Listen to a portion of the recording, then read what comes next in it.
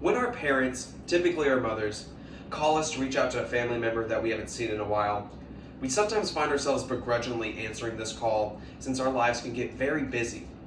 That said, it is important to remember that these parental figures are fulfilling an essential role at connecting family relationships across generations. That is the role of kinkeeping. Hello everybody, my name is Cody Beck.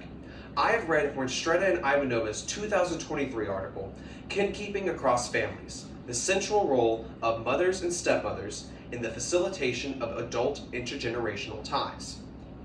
I believe this holds relevance to my audience as it shows the essential role of kinkeeping as well as its implementation from biological or legal families. Today I will analyze this study and explain its findings.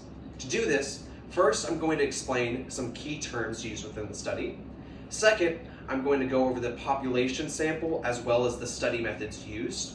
And third, I'm going to discuss the important findings found within the article. Now that I've given you a preview of my main points, I'd like to get into the key terms used within the article. The first key term is, of course, kinkeeping. Kinkeeping refers to the emotional and logistical work of maintaining familial connections. This can be anything from organizing family events or giving presents to family members or connecting different generations of family members together. And in general, as Hornstretta and Ivanova's article points out, kinkeeping includes all efforts of maintaining connections among family members. The second important key term or key terms are family structure and gender roles. The study explores how traditional gender roles position women, like stepmothers or mothers, as the primary kinkeepers within a family. The family structure is also important as the article contrasts intact families, mother-stepfather families, and father-stepmother families. Now that I've given some key terms used in the article, I'd like to get into the study's sample population as well as the study methods used.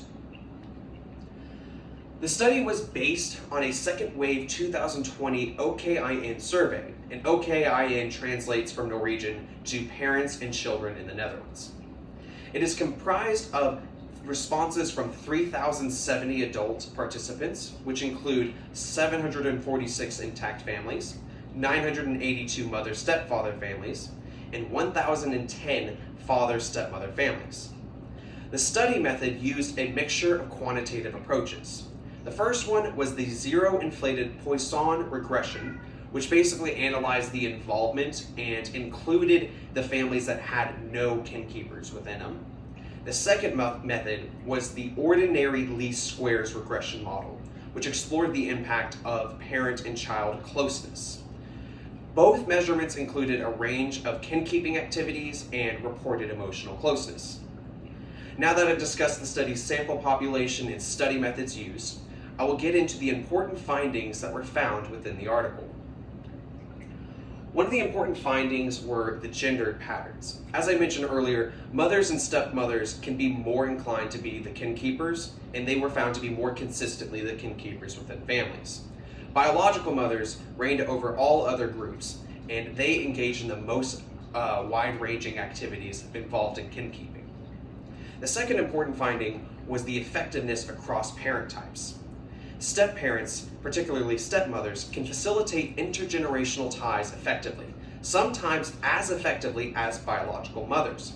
In other words, biological mothers and stepmothers essentially perform at the same rates when it comes to kinkeeping.